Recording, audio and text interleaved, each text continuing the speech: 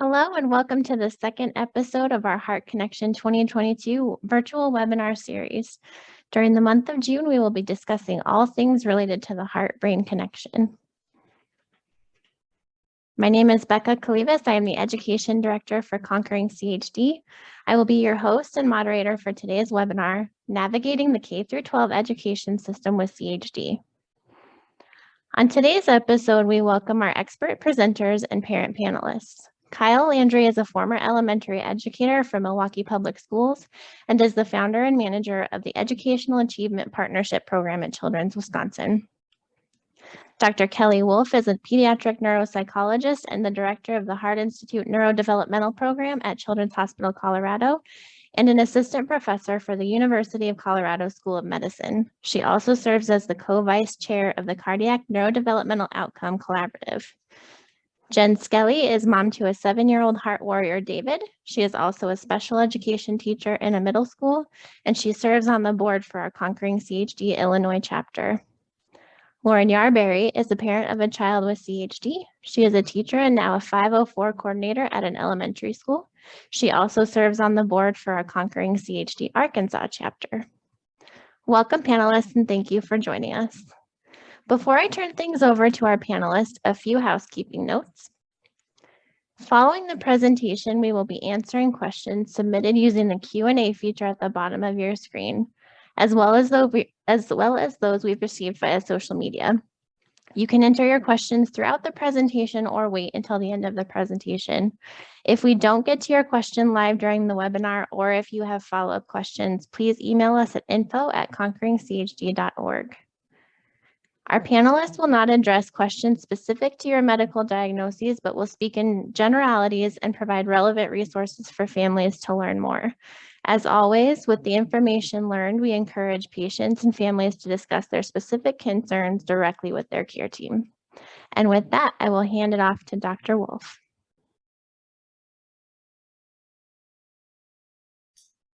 All right, thank you so much, Ms. Kalivas. I'm so happy to be here, and thank you very much for inviting me to talk today. So getting started, just to kind of give an overview, I'm going to be talking a little bit about some of the most common educational and neurodevelopmental issues that we tend to see in children with CHD. Next slide, please. So to give an introduction to why we're kind of talking about this topic and why it's so important, as medical advances have thankfully improved survivorship, outcomes in CHD are redefined in terms of not only surviving, but also the quality of life. Quality of life is a construct that includes several different components. It involves social emotional health, which can be mood, anxiety, post-traumatic stress, and also post-traumatic growth. It certainly includes medical and physical health as well, not only cardiovascular health, but also exercise endurance, pulmonary health, GI, nutrition, all of those sorts of facets. And then importantly, neurodevelopmental health as well contributes to quality of life. This can include cognitive abilities such as memory, attention, and executive functioning, as well as academic learning. Next slide, please. So next week, we have an entire seminar dedicated to neurodevelopment in CHD, how neurodevelopmental trajectories can be different across the lifespan, even starting before birth, and kind of what neuroanatomical and neurocognitive correlates of CHD involve. And so I felt remiss not putting one slide in my presentation about just in general what we tend to see for children with complex CHD as a group in terms of neurodevelopment, with the very important caveat that every child is different with or without CHD. In infancy and toddlerhood, kiddos with complex CHD requiring early surgery with bypass at least, tend to show mild to moderate delays across different areas of development. So this can include their cognitive skills, such as curiosity, early memory, kind of exploring their environment, language, both what they're able to understand and what they're able to express to others.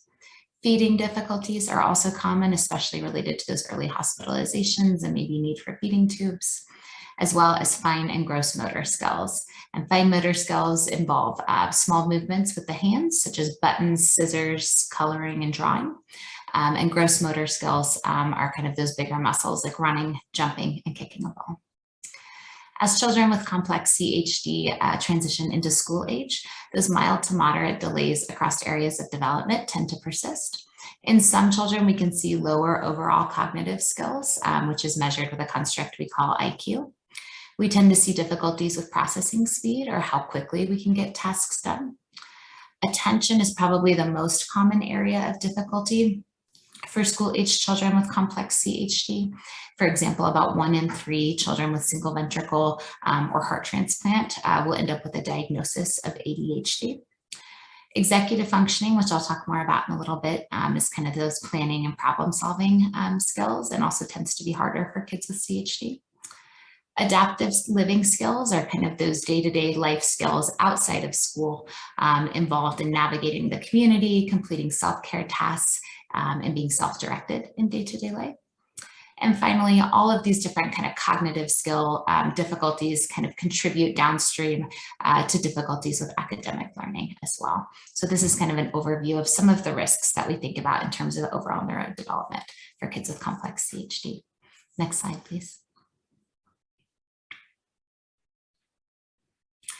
All right, so now I want to kind of look at what are some of the the signs of neurodevelopmental difficulties for children when they are in elementary school. And when I think about the kids that I see clinically and work with their families who have complex CHD, there are kind of 4 different categories that I tend to see most frequently. The first, as I mentioned earlier, is attention difficulties. And so attention difficulties can certainly look like kids who are distractible, have a hard time finishing a task once they start it. Although I will say too, sometimes kids with difficulties with attention can overfocus, especially on preferred tasks, which tend to be things like electronics, video games, but sometimes also things like Legos or other hands-on tasks. And it can be difficult to get them away from those. So it's kind of both ends of the spectrum in terms of attention, under-focusing and over-focusing. Oftentimes children with attention difficulties are super active, like kind of driven by a motor, always on the go, or even if we're sitting, we're kind of fidgeting or moving in our seat. Kids with attention difficulties are sometimes described as consistently inconsistent in their ability to demonstrate what they know. So maybe on one day, it seems like we really know our math facts for the 3s, the 3 times tables. And then a couple of days later, it's like we just can't pull them out, even with cues. And so that consistently inconsistent piece can be related to attention. Sometimes we are forgetful. We have trouble remembering to remember to do things in the future. That's actually a skill that's more related to attention and focus than to memory. Having a poor sense of time, if I say we have 15 minutes left to go, does the child understand what that means and how fast they kind of need to move to be ready to go in 15 minutes? Sometimes children with attention problems are slow to get through tasks independently, but when they have that one-to-one support right next to them, they can kind of go more quickly, and that can be a sign of distractibility. We don't often think about this, but anxiety and attention difficulties often tend to go hand in hand. That feeling that we're always kind of missing something or forgetting something, or kids noticing that they're getting in trouble more often than their peers can all lend to kind of a sense of anxiety underlying the attention problems. And sometimes we can even see kids writing numbers or letters backwards that can be related more to attention than a primary learning disorder. Although further evaluation is really helpful to kind of get to the bottom of why that may be happening after about 2nd or 3rd grade. And up to that point, it's pretty normal. Academic learning difficulties, sometimes signs that we are having more of a specific learning difficulty in school can include attention difficulties, but only during reading time or math time. That can be a sign that learning in that area is actually just a lot more challenging for the child. Feeling discouraged or frustrated about school or one particular subject. Specifically, early kind of warning signs or clues that a child might be struggling with literacy or dyslexia, which is a specific learning disorder in reading or writing, can include early troubles with rhyming or breaking words down into their sounds. Like if I say at, can they put it together to know that that's cat? Or if their spelling is really kind of crazy and off the board. So spelling cat with extra letters in there that are not really phonetic or sounding it out. In math, we tend to look at skills like early number sense, just kind of developing the sense that 9 is just bigger than 5 without having to see groups of 9 and 5 next to each other to know which is bigger. and a skill we call subitizing. So looking at those asterisks and knowing that there's 3 there without having to count 1, 2, 3. So difficulties in those skills in kind of the first half of elementary school, you know, tend to be normal, but if they're not kind of resolving as we get into later elementary school, those can be some signs of some early specific learning difficulties. Next slide, please. Some of those fine motor delays that our kids with CHD are at risk for can continue into school age years. Warning signs of fine motor delays in school age can include an awkward pencil grip, getting fatigued with writing, trouble kind of lining up letters or words on a page, handwriting that is just unreadable. And oftentimes this will come along with fine motor difficulties in other areas of life as well, like trouble with zippers or buttons or cutting food with a knife. And finally, some of our kiddos with CHD will have that kind of global developmental delay in early childhood, and sometimes that trajectory continues into childhood. And so for kids that have that kind of overall intellectual delay, oftentimes families say that they just seem like a much younger child than their chronological age, just across the board, in terms of their academic skills, but also kind of the types of questions they ask, the types of games they like to play or TV shows they like to watch, and that socially they kind of tend to get along with children and play well with children that are significantly younger than they are. Next slide, please. So those are some of kind of the most common neurodevelopmental difficulties in the school setting that I tend to see in elementary school. As we switch and move up into middle school and high school, we tend to see more challenges with executive functioning. Executive functioning is an umbrella term that includes a lot of different cognitive skills that are involved in kind of setting a goal, figuring out the steps needed to achieve that goal, and monitoring our progress along the way. Sometimes executive functioning is described as like the CEO of the brain, involved in planning, organizing, and kind of using your skills in the right way and at the right time. And this tends to be an area that is more difficult for some of our kids with complex CHD. Some specific skills in under the executive functioning kind of umbrella include task initiation or getting started on a task, specifically when it's not a naturally enjoyable task. Most kids don't have trouble getting started with like watching TV or eating dessert, but some of those other tasks that are more of a requirement of day-to-day life. Planning out our approach, organizing our materials, self-monitoring, which involves kind of making sure that we're not making mistakes along the way or correcting our performance if needed. And working memory, which is very short-term memory, kind of keeping information right in the front of your mind as you're completing a task, like the instructions or kind of that self-monitoring, progress monitoring component. Next slide, please. So how do those executive functioning difficulties that we sometimes see in kids with complex CHD impact their day-to-day life in middle and high school? In the school setting, this can look like trouble keeping track of assignments or deadlines, trouble planning for big projects or exams, difficulty organizing our thoughts when we're doing writing assignments, like kind of organizing our arguments into paragraphs with supporting details, and keeping track of multi-step math problems. So kind of where we're going and what the end goal is, and making sure that we're not missing steps along the way. At home, executive functioning is involved in following multi-step instructions, completing tasks that are not particularly preferred, such as chores, instead of kind of getting distracted in the middle and leaving them half done. Organizing personal items or space. Learning how to drive involves a great deal of executive functioning skills to kind of know where you're going, keeping the rules of the road in mind, and kind of watching out for other cars on the road and signs and stoplights as you're also kind of propelling your vehicle. And going places independently in the community, planning out your approach, knowing where to go, what time to be there, and how to get home. Finally, executive functioning can certainly impact kind of independence in managing medical care as well. This can include things like keeping track of one's medication schedule, planning to have enough meds with you when you need to be away from home, or knowing when you need to refill ahead of time so you don't run out, or arranging for makeup work or tests at school when medical absences are coming up, kind of foreseeing that into the future and planning ahead for that. Next slide, please. So as I kind of wrap up the section about the risks of neurodevelopmental difficulties and how they affect school in kids with CHD, I'd like to make a couple points about neuropsychological evaluations. These are typically able to be obtained through your child's heart center. And there are some different approaches for kind of when to request or when to get a neuropsychological or neurodevelopmental evaluation.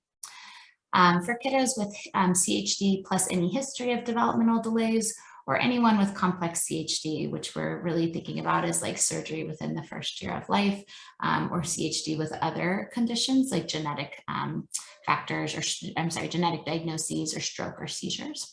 Kind of that we should be thinking about kind of early neurodevelopmental evaluations, and then maybe a formal neuropsych eval around the time of kindergarten entry is ideal, just to give a really good check-in about where our development is at and be able to be proactive with any interventions as we go into formal schooling. We also think about neuropsychological evaluations as being helpful, especially at transition points. So transitioning to middle school, transitioning to high school, and then transitioning to, I guess, what we call adulthood, which is post-high school plans. Since the demands can really change at each of those junctures in terms of what's expected of the child, it can be helpful to have an updated evaluation for kind of intervention planning. But really, if there is concern for attention, learning, cognitive development, memory, all of that at any age, it's really never the wrong time to get a neuropsychological evaluation to find out more about what's going on, whether it may be related to your child's medical diagnosis, and what we can do to help. Next slide. Lastly, I just want to make the point that I am very aware that some neuropsychological evaluation clinics have really long wait lists, sometimes up to 6 months to a year. And that's a really long time to wait if your child is struggling in school.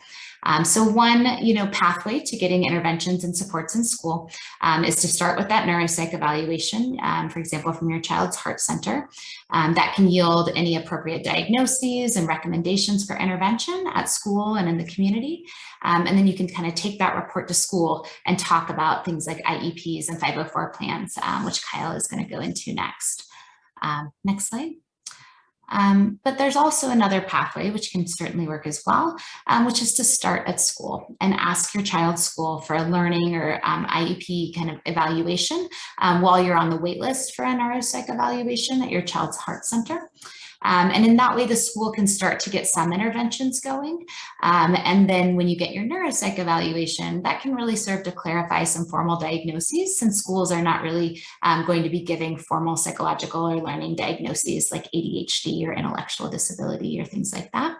And so the neuropsych evaluation can really kind of clarify diagnoses, make sure that your child is getting interventions outside of school that might be helpful, and perhaps even make additional suggestions for that IEP or 504 plan. So just thinking about this flexibly in terms of the best way to get interventions as soon as possible for your child if they are having any difficulty. But if you're kind of thinking proactively and prospectively, starting with those early neuropsychological evaluations, especially at kindergarten entry, can be really helpful in that regard as well. And I look forward to your questions, but for now I will turn it over to Kyle.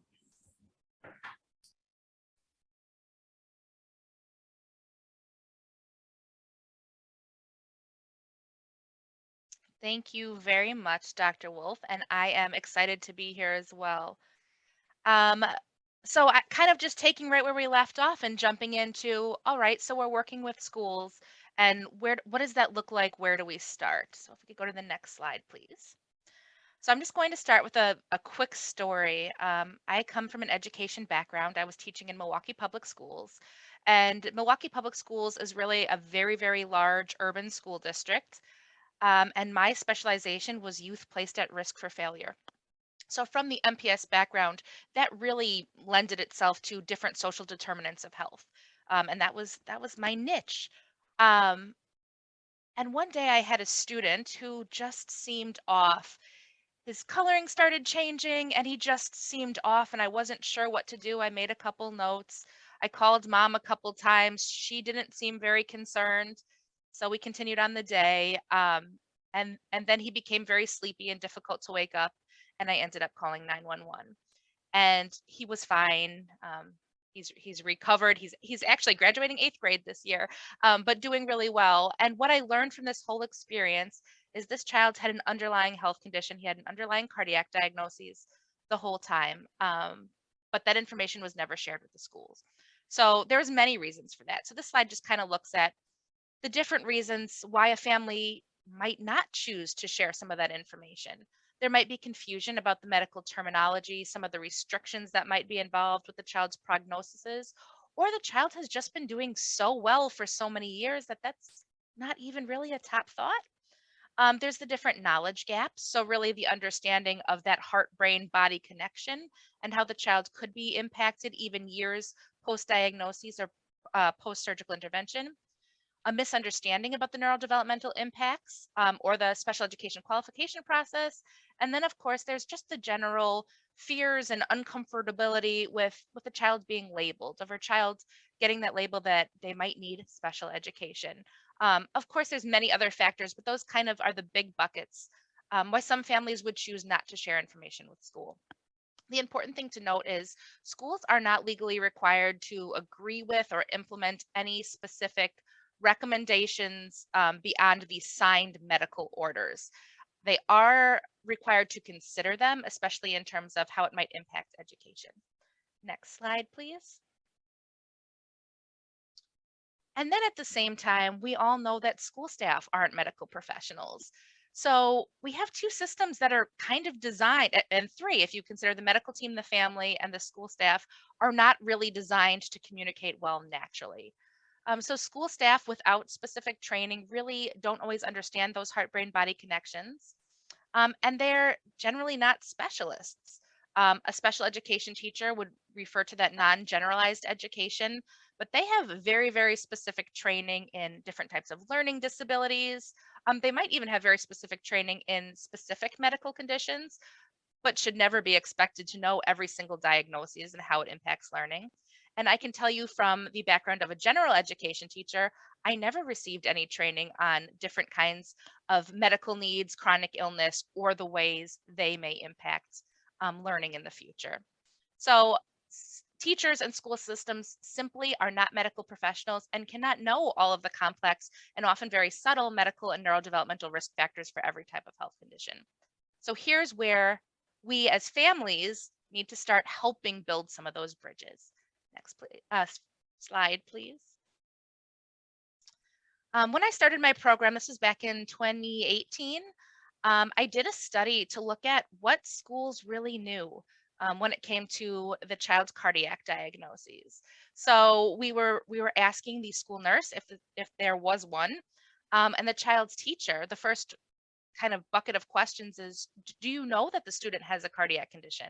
And we were pleased to find that most schools did. So you can see that 86% of school nurses and 76% of school teachers were aware that the child had a cardiac condition. The one thing that is interesting is within the same school building, there is a 10% gap of school staff working with the child that did have that knowledge. So that's a little concerning.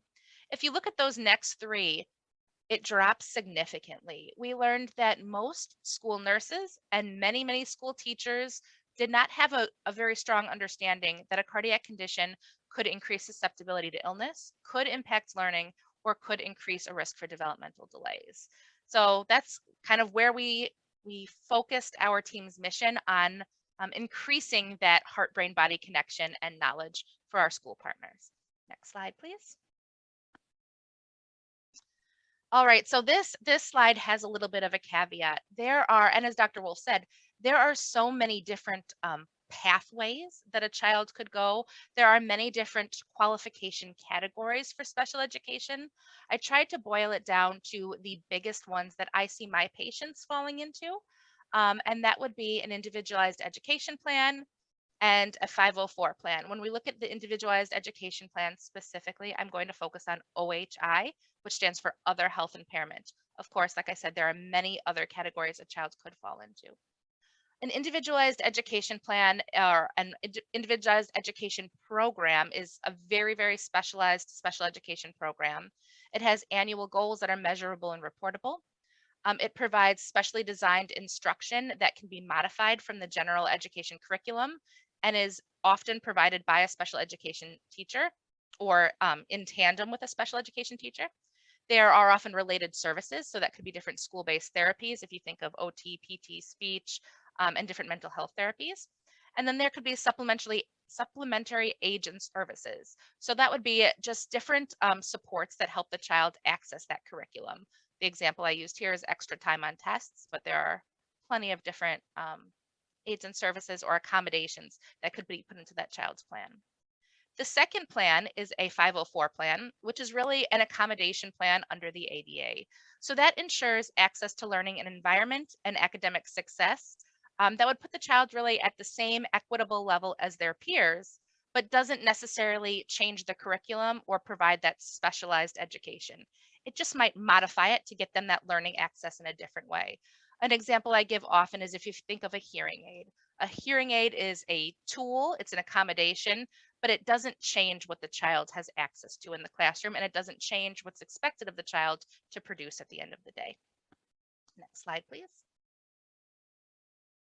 So like I said, this is just focusing in on the qualification category of other health impairments, which is where I see a lot of our patients with different cardiac diseases falling into. So most special education qualifications go by checklists or school checklists, where as a team we're gathering together and we're really looking at a couple different questions to see if this child meets criteria and qualifies for these services. You are looking at Wisconsin's OHI checklist, although the OHI qualifications across the nation are pretty standardized. So the first question is asking, does the child have a health problem? There's also a list of examples right on the checklist, and heart conditions are listed as one of the examples. So that's often a pretty clear yes to check at that point.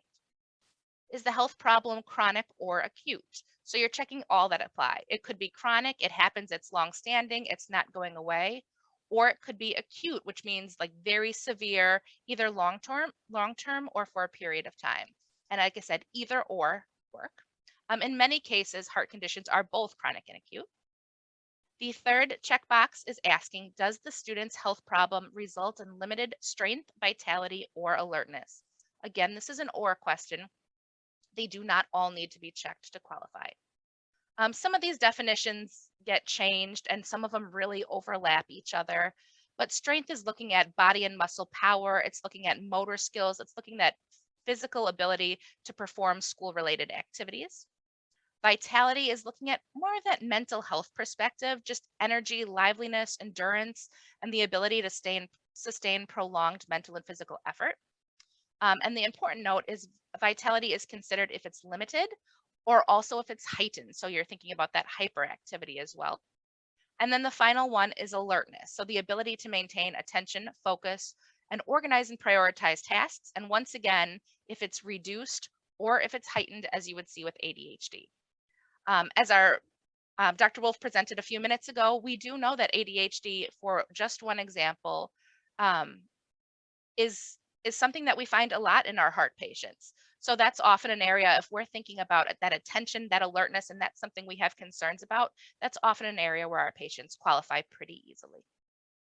The fourth box is looking at the student's education performance in one or more of the following areas. So are one or more, or there's also the other box, of the following areas affected or impacted as a result of that strength, vitality, and or alertness limitation? And then the final last question, which is sometimes the most difficult to check, is does that student need special education? So because of these disability-related limitations, do we need to provide that student with something different or a different type of environment to have them reach their optimal educational potential? Next slide, please. This slide is looking at the qualification criteria for a 504 plan. So remember, if the special education was really different and modified to meet the child's unique specialized need, the 504 plan is looking at what accommodations can we put into place so that child can access the same information without changing the way it is presented or the expectations that the child has at the end of the day.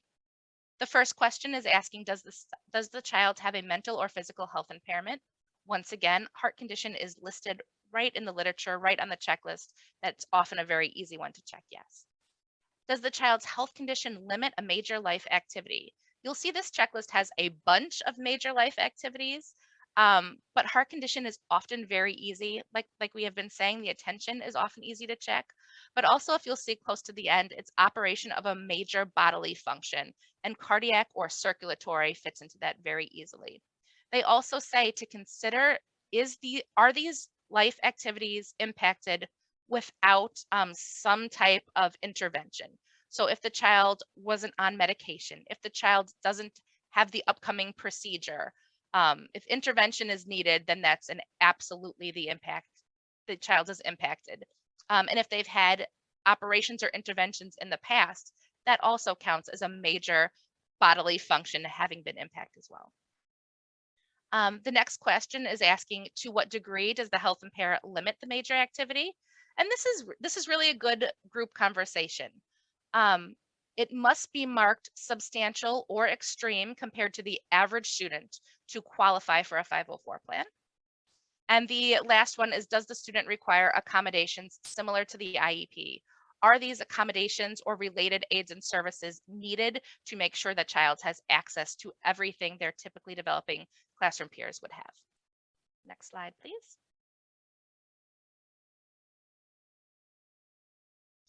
And the last key plan that I want to bring up is really the importance of a school health plan.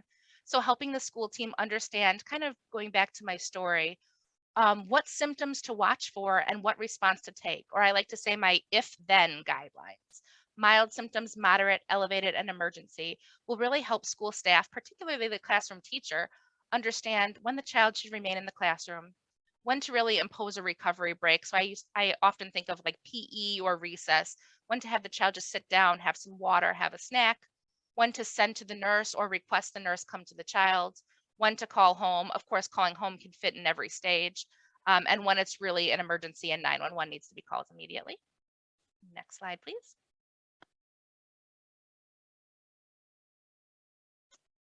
Also in the health plan, it's really important to have those school health care accommodations. So instructions or precautions for any medical equipment or medication, general safety guidelines, hand washing has been a big one, sanitizing of shared objects, bubblers or water fountains comes up often. Is the child allowed? Is that okay if they put their mouth to the community fountain?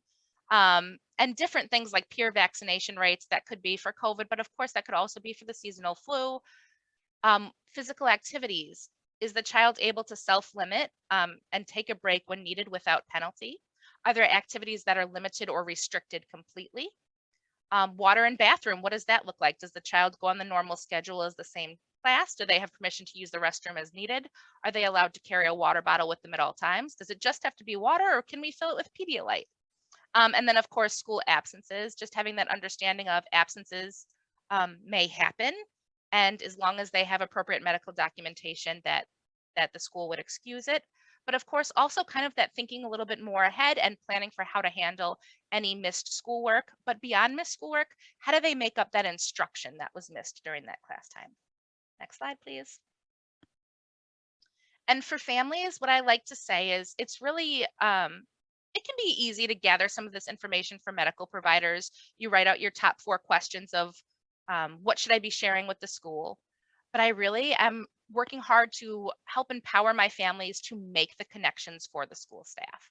So I really look at these rings, and if you have your little talking points, what is the medical condition? How it may impact the body and health?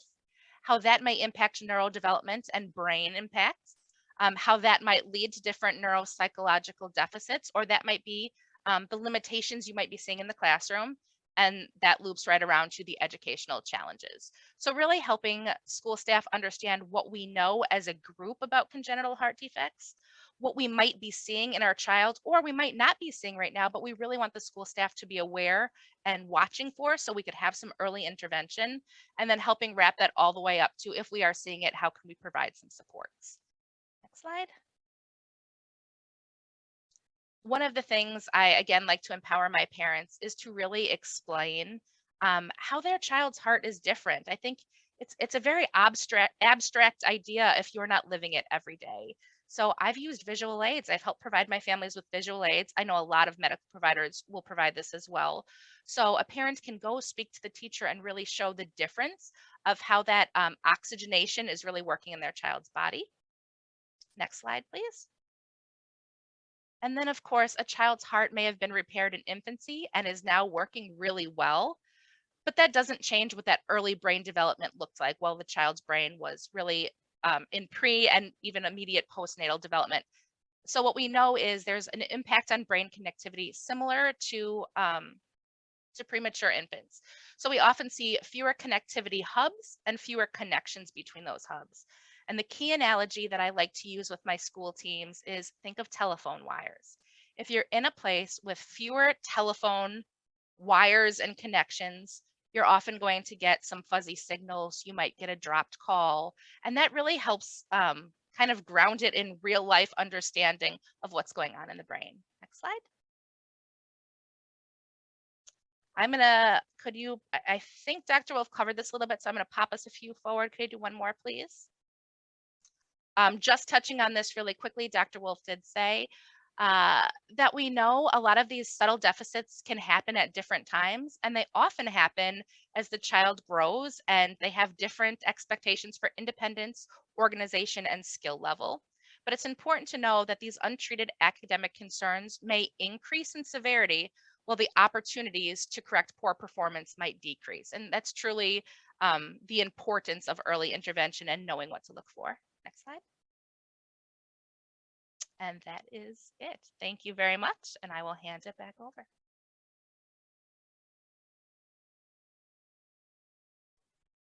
Thank you all for that really great information about all of the topics you just covered. At this point in the webinar, we open it up to questions from the audience. As a reminder, you can submit your questions through the Zoom chat or using the Zoom Q&A feature at the bottom of your screen. All of the panelists are welcome to unmute and start your cameras back up. One question that we get a lot is, how can I help my child's teacher understand their CHD and potential education needs? Kyle, I know you just touched on that a little bit. I'd love to hear from our parent panelists, since you're in the education field, what helps you in the classroom? I will just attest to that. I hope I'm not the mom that is the crazy mom that's constantly contacting my son's teacher, but I am keeping her in the loop all the time.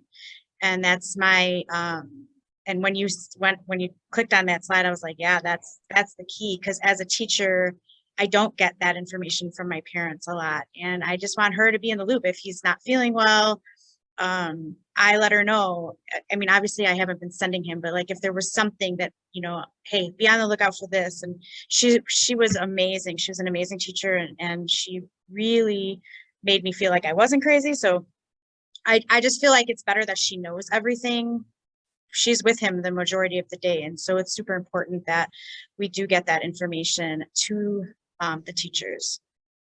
Well, and just to add to that, kids may spend most of their day at school, but home is still home. And so when they go home, they're ready to say, this is how I'm feeling at school, or this is where I'm struggling. It happens all the time in 504 meetings where a parent says, well, you know, they have a really hard time in math, and the teacher goes, they're doing great. They never ask any questions, or they never show any kind of deficits in that area, but really it's a huge struggle, and they sometimes only share that at home. So that open communication with the teacher really is the #1 thing you can do for your kid. And I'd love to jump on that too, with just some language that I've used with school. As I say to them, you're our first line of defense. You're with them all day. So if you're noticing something, please tell me. And really giving them that role as a true care partner in that child's like whole child care. So something that might come up is that your kiddo has an IEP, they have a 504 plan in place, or has had one in the past, did not qualify for service, or had a plan in the past and it was dismissed. What do I do now as a parent? How do I approach that? My first thought when I hear that great question is kind of whether they've had that really comprehensive neuropsych evaluation to really be able to dig a little deeper into some of those neurocognitive areas that can be affected by CHD, because sometimes that's just a little bit beyond what the kind of IEP or 504 evaluations that schools are able to do. But then when you come with some of those test scores and the report that describes the connection between those scores and the medical condition, sometimes that can be really helpful in kind of revisiting that conversation about what the child might be able to qualify for in school. I actually think that we're going to be, I'm sorry. No, go. I actually think that we're going to be in this position this year. My son is going into 2nd grade, and we had a 504 last year, and it was mostly medical. He has PTSD and some anxiety that he was just diagnosed with. So we didn't know how he was going to be. He was at home during the pandemic. He was virtual. So this was like the first year he was going in, and the previous years going in was like crazy separation anxiety. It was crazy. So we just, I preloaded that with a 504. We do have a neurodevelopment team here in Chicago. He goes to see the neuro clinic every year. They're amazing. They have a school liaison. She attended all the 504 meetings with us. I can't say enough about that program. So if you have one in your city, find it and get there. But I do think he did so well this year, academically and socially, that they're going to dismiss him. And I'm not ready for that, because I know 3rd grade is like a challenge. I'm a teacher. I get it. I understand all the academic challenges. So I know that that's coming up. I sense their hesitation even this year, putting him in that 504. So I'm going to try to keep it open another year, just so we can just so he has something. I feel like once we close it, it's harder to get. So if we have at least like the medical stuff on there, that we can keep it open, because I am concerned about what happens eventually. I mean, he's great now, but like you said, that neuro stuff happens at any age. And so that's what we're going to hope for this year. Well, as the person who kind of has to have those hard conversations, sorry, I've got multiple thoughts on this one, so I'm trying to sort them out. The first thing is remembering that, it's very different when you go to the doctor and you're advocating for your own child versus being in the school and thinking about everybody. And so one of the things that was mentioned in the presentation, it's in comparison to their peers. So while we want every student to be scoring, achieving, way above grade level and getting 100% in every grade, that's not the reality of, education. And so it's hard for parents. I know that, like, my own son, whenever they start talking about discontinuing services, I'm like, hold on, wait, he still has a way to go, but it is an accomplishment when they're at that point. The other thing is, the best part about a 504 is its flexibility. That's a big difference between a 504 and an IEP. And so it's very easy when you see a student who's struggling, who's had a 504 in the past, to reach out and say, let's have a 504 meeting, let's reevaluate and put that in place immediately. Whereas an IEP, there's deadlines, there's evaluations that have to happen, there's all these checks and balances.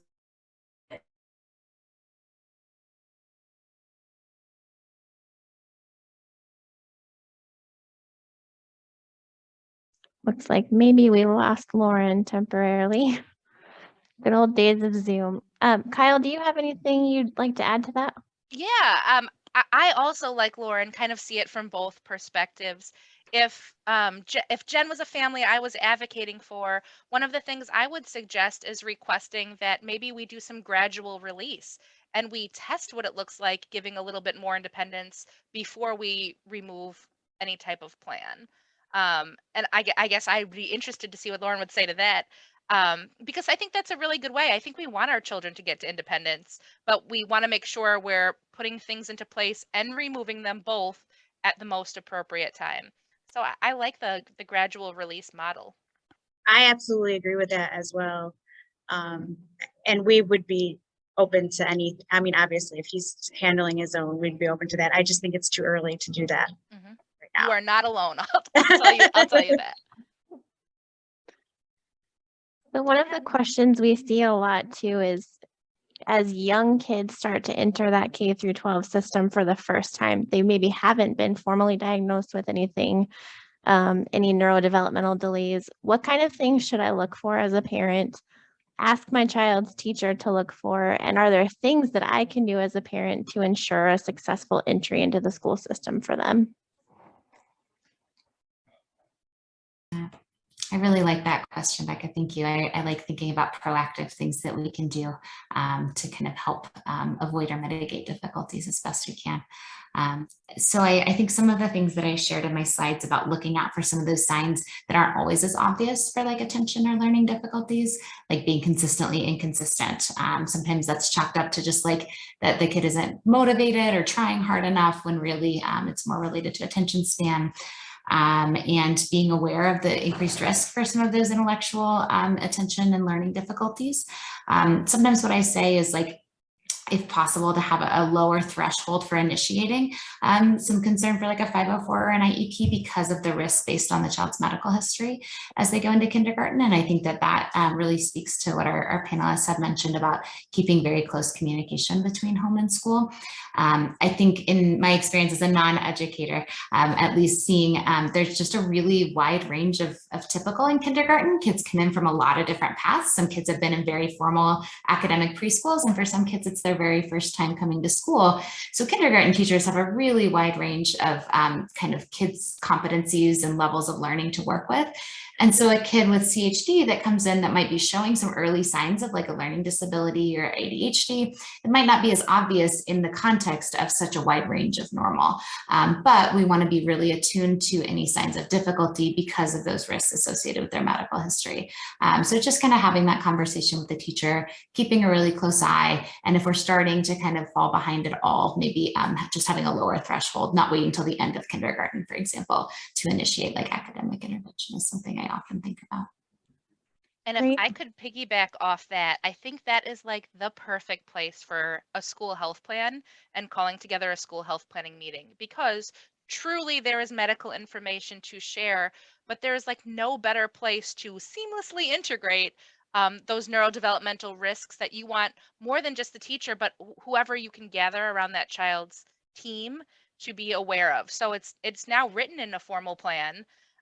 They have nothing that they need to immediately act upon, but we've created some awareness in a way that it's not forced. The health plan is something that's totally appropriate.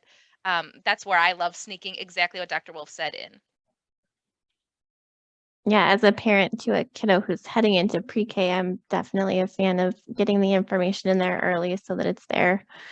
Along those notes, what types of neurodevelopmental interventions are recommended for kids with CHD?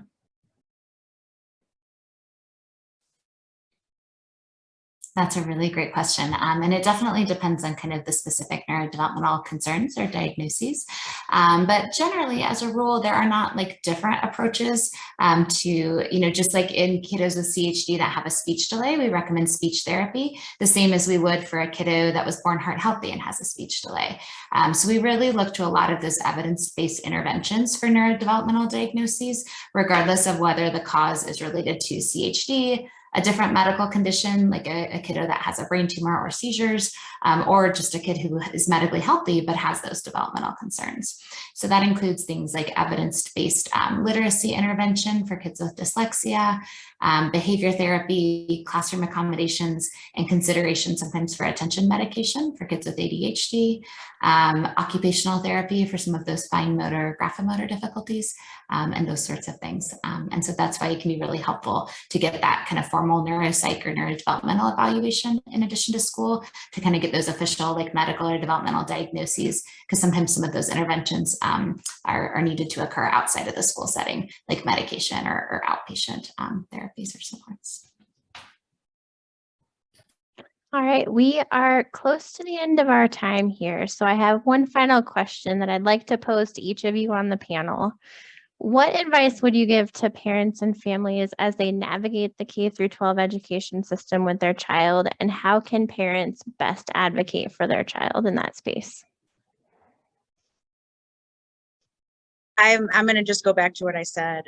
If your hospital has a school liaison, get assistance from them if you have any concerns at all. I mean, I have an education background, and and I'm a pretty good advocate for my son, but having her was a game changer for us. So I suggest if that's available, use it.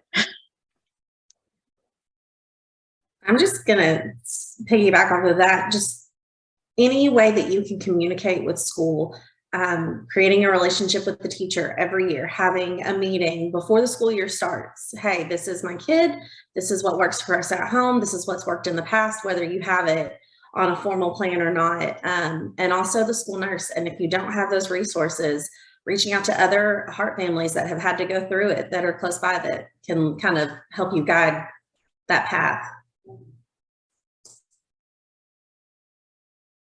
My response would just be to first of all, assume positive intent. It's really a lot of unknown unknowns for all the players involved. And like I said in the beginning of my session or presentation, these systems weren't built to talk to each other. So really having some grace and understanding that it's not that nobody's listening to you necessarily, but also a lot of the situations are new to different people on the team. So finding a way to get the information, or if you have it, to share it in whatever way is appropriate or possible, but just working to really partner with the team and not create any type of, I don't know, somebody said when they started that they might feel like the naggy mom, and just knowing that there's no such thing as a naggy mom, like what that is an advocate for your child, but being really open and vulnerable with the school, saying that these are my concerns, these are the things I want you to watch for, and I know you're doing the same thing too to help keep my child safe, even if sometimes that might be hard to say, just really assuming that positive intent. I totally agree with everything that has been said. I think those are such important points. I would add two more small ones.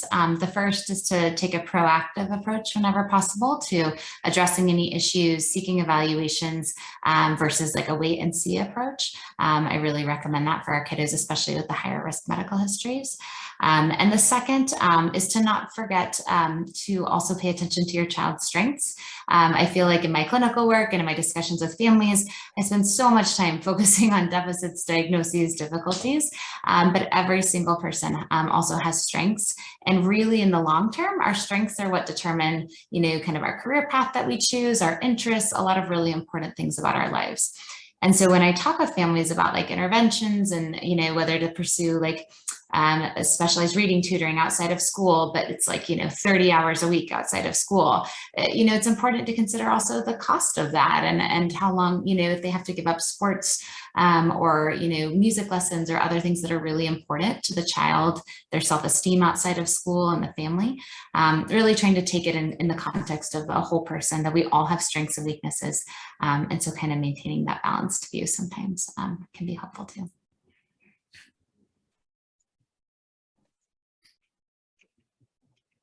Thank you so much again to our panelists for sharing your expertise and thoughtfully addressing our questions from the audience.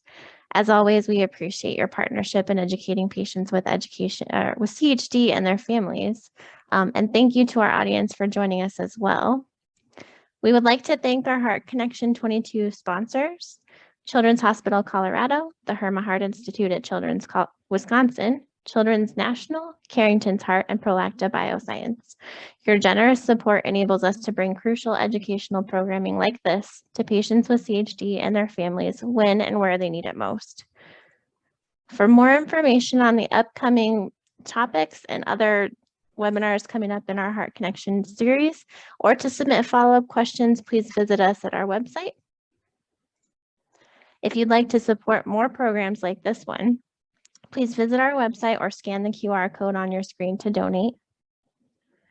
Join us next week for the next webinar in our Heart-Brain Connection section of our series, Impacts of CHD on Neurodevelopment from Infancy to Adulthood, also featuring Dr. Kelly Wolf, featuring experts in CHD neurodevelopment, neuropsychology, and cardiac intensive care. Thank you again for joining us for our presentation today, and we will see you next week.